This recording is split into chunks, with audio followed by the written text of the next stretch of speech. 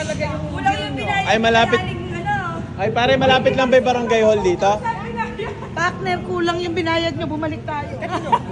Dun sa, ito 75. Malapit lang yung barangay hall dito eh.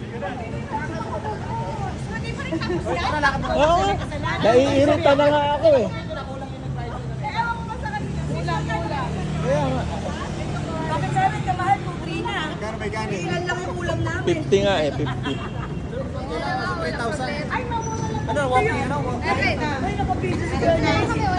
Ay, slap soil ka ba? Tingnan mo nga yun, hindi ka naman slap soil. Huwag mong kinocompute. Paggawa-gawa kayo ng kilay tapos magkano to 3 na mo problema kayo.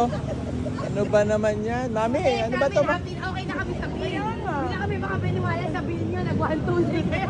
Oo. Eh, hanap ka na ng bagong friendship?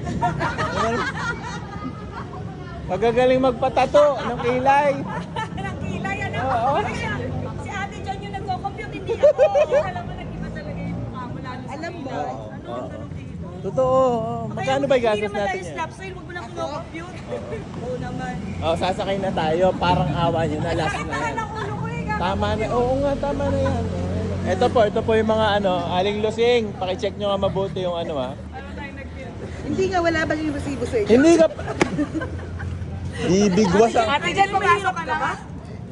Bakit ganyan?